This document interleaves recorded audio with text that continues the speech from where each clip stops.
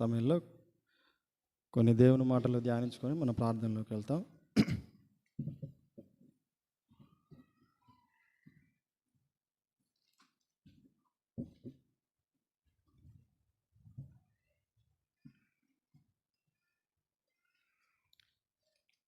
దానియేలు గ్రంథము 10వ అధ్యాయము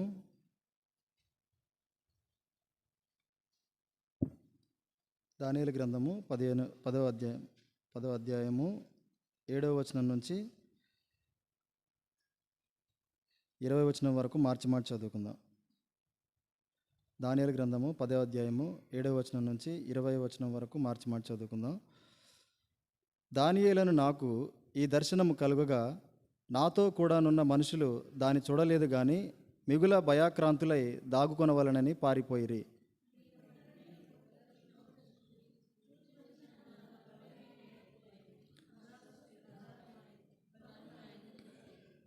నేను అతని మాటలు వింటిని.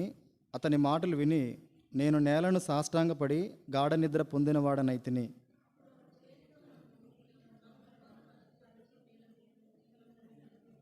దానియేలు, నీవు బహుప్రియుడవు గనుక నేను నీ యొద్దకు పంపబడితిని. నీవు లేచి నిలబడి నేను నీతో చెప్పు మాటలు తెలుసుకొనమనెను. అతడు ఈ మాటలు నాతో చెప్పగా నేను వణకుచూ నిలవబడితిని.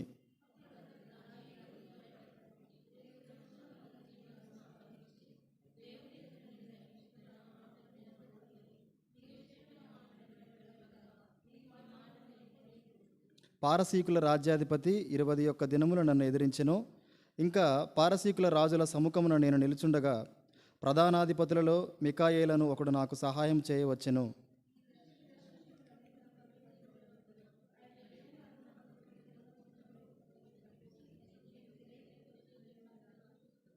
అతడి ఈ మాటలు నాతో చెప్పగా నేను నా ముఖము నేలకు ఉంచుకొని మౌనినైతిని.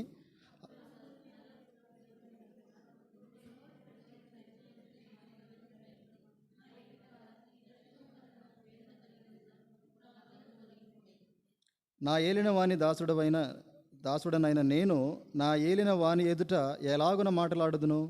నా బలము తొలగిపోయెను, ఊపిరి విడవలేక ఉన్నానని చెప్పగా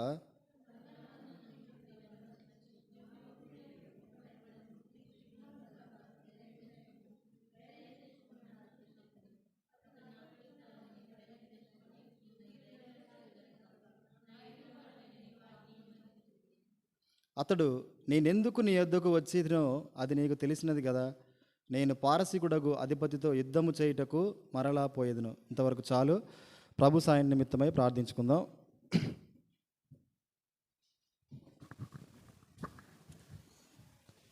మహాపరిశుద్ధుడా, ప్రేమ కలిగిన తండ్రి, మీ ఘనమైన ఉన్నతమైన శ్రేష్టమైన నామాన్ని బట్టి స్తుతులు స్తోత్రములు నాయన. గొప్ప దేవుడవు, సర్వోన్నతుడు, సర్వశక్తిమంతుడు, నిన్న నేడు రేపు ఏకరీతిగా ఉన్నటువంటి గొప్ప దేవుడు, నమ్మదగిన వాడవు. వాగ్దానం ఇచ్చి మరి దానిని ఎంతో ఖచ్చితంగా చేయగలిగినటువంటి గొప్ప దేవుడవు. దయగలిగిన తండ్రి, కృపగలిగిన ప్రభువా, మమ్మల్ని అందరినీ సజీవులుగా మీ సన్నిధిలో చేరి మీకు మొరపెట్టడానికి నాయన మాకు మీరు ఇచ్చినటువంటి జీవాన్ని బట్టి, ఇటువంటి శ్రేష్టమైన సమయాన్ని బట్టి మిమ్మల్ని ఎంతగానో స్తుతిస్తూ ఆరాధిస్తున్నాం. వచ్చిన బిడ్డలను బట్టి వందనాలు ప్రభువా. మరి పాడిన పాటల్లో మనకు ఎంతగానో సహాయపడుతూ వచ్చారు. తిరిగి నాయన మా హృదయాలను మీరు ఆయత్తపడుతూ వచ్చారు. ప్రేమ కలిగిన తండ్రి, చదివిన లేఖన భాగాన్ని దీవించి ఆశీర్వదించండి. దానిలో ఉన్నటువంటి ఆ లేఖనాల యొక్క మరి మర్మములు, మీ యొక్క ఉద్దేశములు ప్రభా చెప్పగలిగే జ్ఞానం నేను కాదు. ఇక్కడున్న మీ బిడ్డలందరికంటే ప్రభా ఎంతో అత్యల్పుడను. మీ ఆత్మ సహాయంతో మాత్రమే ప్రభా మీ అరుగున్నటువంటి విధంగా మీ బిడ్డల దగ్గర ప్రభా మీ కార్యాన్ని నేను నెరవేర్చగలను. కనికరించండి, కృప చూపండి. మీరు నా ద్వారా ప్రభా మాట్లాడకపోవడానికి నాలో ఎన్నో కారణాలు ఉన్నాయి తండ్రి. వాటన్నిటిని తండ్రి మీ ముందు నేను ఒప్పుకుంటూ మీ యొక్క శిలువ రక్తంలో నన్ను కడిగి మీ శిలువ చాటును నన్ను మరుగుపరుచుకొని మీ యొక్క ఆత్మ సహాయంతో మాత్రమే ప్రభా మీ బిడ్డలతో మీరు మాట్లాడమని, మీరు మాట్లాడినటువంటి స్పష్టమైన అనుభవం ప్రభా ప్రతి ఒక్కరికి తండ్రి వచ్చేలాగున, తద్వారా ప్రభా మేము ప్రార్థన మా జీవితాల్లో ఎంతో సంతోషంతో ప్రభా ఎంతో విశ్వాసంతో చేయనట్లు సాయం చేయమని యేసు ప్రభువారి నామమున ప్రార్థన అడిగి వేడుకొనుచున్నాం తండ్రి. ఆమెన్.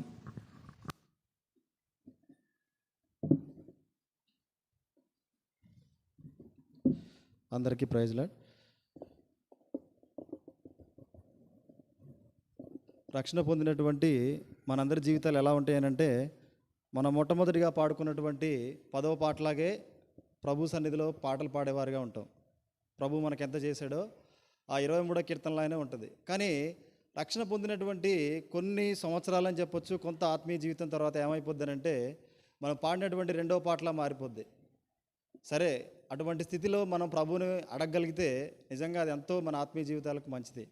ఎందుకనంటే అది మనం ఎరుగుతూ ఉన్నాం కాబట్టి అడగగలుగుతూ ఉన్నాం. ప్రభువా, చెట్లు ఎండిపోతున్నటువంటి పరిస్థితి, జీవజలం లేనటువంటి పరిస్థితి, అసలు జలమే లేనటువంటి పరిస్థితి, ఎడారిలా మారిపోతున్నటువంటి మన ఆత్మీయ జీవితం అని చెప్పి రాసినటువంటి రచయిత ఎంతగానో రాస్తూ వచ్చాడు. అది మన జీవితాలకు ఎంతగానో ఉపయోగపడుతూ వస్తుంది. సరే, ఈ సమయంలో మనం చదివినటువంటి లేఖన భాగాన్ని చూస్తే ఈ 10వ అధ్యాయం మనకు తెలిసిందే. ఇక్కడ ఒక చిన్న దర్శనం దానియేలు కంటూ వచ్చాడు. ఈ దర్శనం ద్వారా మనకి కొన్ని ఆత్మీయమైనటువంటి పాఠాలు మనం నేర్చుకోవచ్చు. ప్రాముఖ్యంగా అసలు ప్రార్థన చేస్తే ఆ ప్రార్థన ప్రభు సన్నిధికి వెళ్ళడం అనేటువంటి అనుభూతిని కూడా దానియేలు ఇక్కడ పొందుతూ వచ్చాడు. అది దానియేలు అనుభవంగా చెప్పలేదు. ఆ ప్రార్థన అక్కడికి వెళ్ళింది అనడానికి రుజువుగా ఎవరు వచ్చారు అక్కడికి? దేవదూతే వచ్చింది. కాబట్టి ఇది మనం ఒక మంచి ప్రార్థన నేర్చుకోవడానికి, మన ఆత్మీయ జీవికుల మధ్య ఉన్నటువంటి నేను ఏం చేయాలి నా ప్రజల కొరకు అనేటువంటి తలంపు కలిగి ఏమీ పాలుపోయినటువంటి సమయంలో దేవుడు పంపించాడు. ఆ దేవుడు తను ఏం చేశాడు? నిలవబెట్టాడు. నిలవబెట్టడమే కాదు, ఆ తర్వాత చూస్తే ఇంకా ఏం చేశాడు? 19వ వచనం చదివేన్నారు, చదివేమ్మా. 19వ వచనం.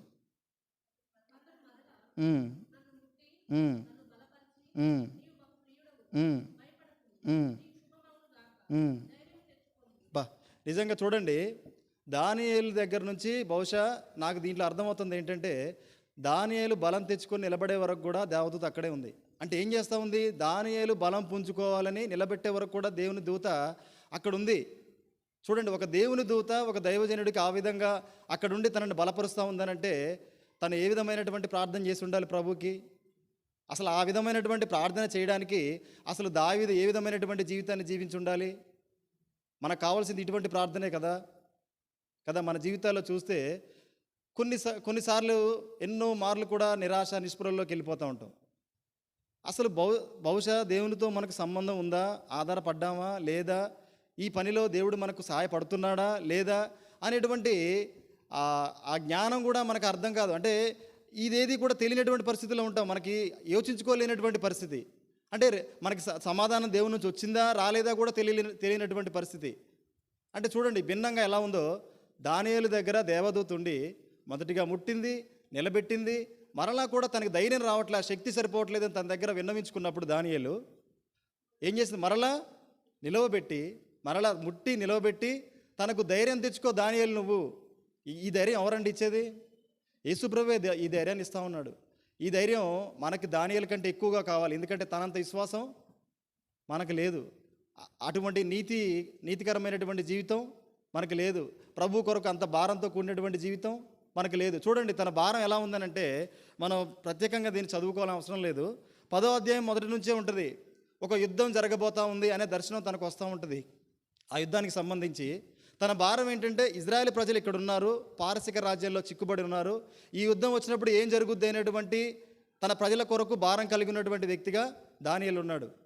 ఇది దానియేలుకు ఉన్నటువంటి భారము. ఆ భారాన్ని బట్టి తనకున్నటువంటి అయోమయ పరిస్థితిని బట్టి అక్కడ దేవుడు ఏం చేశారంటే దేవదూతను పంపించాడు. తనని ముట్టుతా వచ్చింది, తర్వాత నిలబెడతా వచ్చింది, తర్వాత ఏం చేస్తూ వచ్చింది? ఆ నిలబెట్టినా సరే సరిపోయినప్పుడు, తన అధైర్య పరిస్థితుల్లో ఉన్నప్పుడు, బలహీనుడిగా ఉన్నప్పుడు తిరిగి మనకి ఆయన భుజం తడుతూ నువ్వు ధైర్యం తెచ్చుకో కదా, నువ్వు ధైర్యం తెచ్చుకో, నీవు తర్వాత ధైర్యం తెచ్చుకున్న తర్వాత అంటాడు, నీవు నన్ను ధైర్యపరిచితివి కనుక నా ఏలిన వాడవైన నీవు ఆజ్ఞ ఇమ్మని చెప్పింది. ఎప్పుడైతే ఆ ధైర్యాన్ని ఇచ్చాడో, నువ్వు నన్ను ధైర్యపరిచావు కనుక అసలు నేనేం చేయాలో చెప్పు అంటే ఎంత స్ట్రాంగ్గా ఉంటాడు చెప్పండి. తను ఆ విధమైనటువంటి ఆ దేవదూత ధైర్యం ఇచ్చినప్పుడు ఎంత స్ట్రాంగ్గా ఉండొచ్చు. అసలు నిలబడ్డానికే బలం సరిపోవట్లేదండి దానియేలుకి. అటువంటి పరిస్థితిలో ఉన్నప్పుడు ఎంత బలాన్ని ఇస్తూ వచ్చాడు కదా. అందుకే ఒక దగ్గర రాస్తూ వచ్చాడు హబక్కూకులో 3వ అధ్యాయం 19వ వచనంలో. హబక్కూకు గ్రంథము 3వ అధ్యాయం 19వ వచనం. ఉమ్. అది మన వల్ల కాదు. ఒకవేళ మన ఆత్మీయ జీవితంలో మనంతట మనంగా బలాన్ని తెచ్చుకొని ఈ ఆత్మీయ జీవితంలో నా జీవితాన్ని కొనసాగిస్తాను అనుకుంటే అసలు మన వల్ల కాదు అది. దానియేలుకే కాలేదని అంటే ఎందుకు వచ్చింది చెప్పండి దేవదూత? చాలా జనరల్గా మనం ఆలోచిస్తే ఎందుకు వచ్చిందంటే దానియేలు పరిస్థితి అర్థమైంది. ఎలా అర్థమైంది అంటే తన ప్రార్థన ద్వారా అర్థమైంది. ఆ ప్రార్థన వినబడే విధంగా దానియేలు చేస్తూ వచ్చాడు. మన ప్రార్థనలు మనం దేవునికి వినబడవు. ఎంతకంతకు మన జీవితంలో ఏమైపోతూ ఉంటామంటే మన భౌతిక అక్కర్ల సంగతి పక్కకు పెడితే అసలు ఆత్మీయంగా మన స్థాయి రోజు రోజుకి ఎటువంటి స్థితిలో వెళ్ళిపోతూ ఉంటుందంటే దిగజారిపోయేటువంటి పరిస్థితి. చూడండి, వెంకటగిరి సంఘాన్ని చూస్తే పాపం వాళ్ళకున్నటువంటి జ్ఞానం మేరకు ప్రభు దగ్గర అడగని విధానాన్ని బట్టి ఏదో మన ప్రార్థనల వల్ల దేవుడు వారిని నిత్యం మందిరాన్ని నడిపించినంత కాలం నడిపిస్తూ వాళ్ళని ఆదరిస్తూ ఉన్నాడు. వాళ్ళు నిజంగా వాళ్ళు ప్రభు కొరకు వారికి ఉన్నటువంటి విశ్వాసం బట్టి ప్రార్థిస్తే ఖచ్చితంగా వాళ్ళు నిలబడగలిగేవారు కదా. అంతగా వాళ్ళ విశ్వాసం లేకపోవడం వల్ల ఏమవుతా వస్తుందంటే నిరంతరం పడిపోతూ ఉన్నారు, లేస్తూ ఉన్నారు. చూడండి, ఈ దానియేలు దగ్గర చూస్తే ఆయన ఏం పొందుతూ వచ్చాడనంటే ఈ 3 లక్షణాలు, ఈ 4 లక్షణాలు పొందుతూ వచ్చాడు. చివరిగా చూసినాం కదా 19వ వచనంలో 20వ వచనం, నేనెందుకు నీ యొద్దకు వచ్చితునో అది నీకు తెలిసినది కదా, నేను పారసికుడగు అధిపతితో యుద్ధము చేయుటకు మరలా పోయేదును. ఇది చెప్పిన తర్వాత దానియేలు మనసు కుదుట పడింది. అంటే యుద్ధం జరుగుతూ ఉంది, మన తరపున ఒకరు యుద్ధం చేస్తూ ఉన్నారు. ఇజ్రాయెల్ ప్రజల తరపున కావచ్చు, ఆ రాజ్యం తరపున కావచ్చు, యుద్ధం అయితే ప్రభువు చేయిస్తూ ఉన్నాడు అనేటువంటి ఒక ఆలోచన ఎప్పుడైతే వచ్చిందో ఆ ధైర్యం ద్వారా దానియేలు తను దేని గురించి అయితే భారంగా కలిగి ఉన్నాడో కొంతగా ఆ భారం నుంచి ఆయన బయటపడతా వచ్చాడు. ఇక్కడ మనం కొన్ని విషయాలు నేర్చుకోవచ్చు. ఏంటనంటే ఇటువంటి స్థితిలో దేవదూత తన దగ్గరకు వచ్చి ఇంత ధైర్యాన్ని ఇవ్వగలిగిందనంటే మొట్టమొదటిగా మనం చూసాం కదా ఇక్కడ 11వ వచనం నుంచి ఆయన ఏం చేస్తూ వచ్చాడంట. 11వ వచనంలో 10వ వచనం నుంచి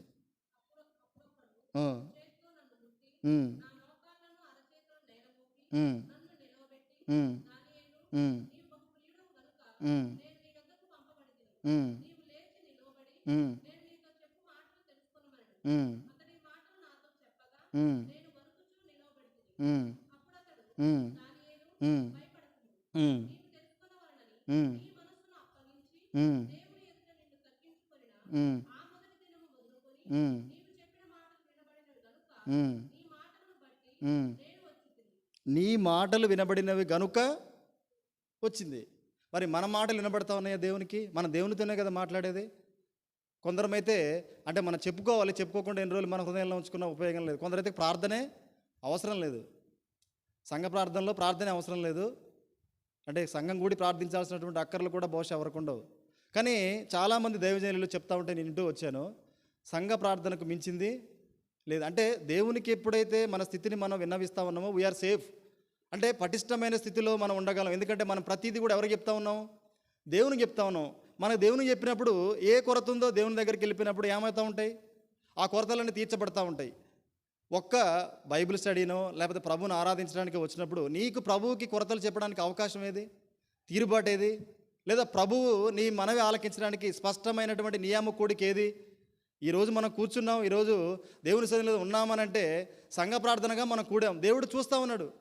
ఆయన చెప్పాడు కదా, 2-3 ఎక్కడైతే నా నామమును కూడి ఉంటారో అక్కడ నేను ఉంటామని. మన దేని కొరకు కూడాము? ఒక సంఘ ప్రార్థన కూడాము.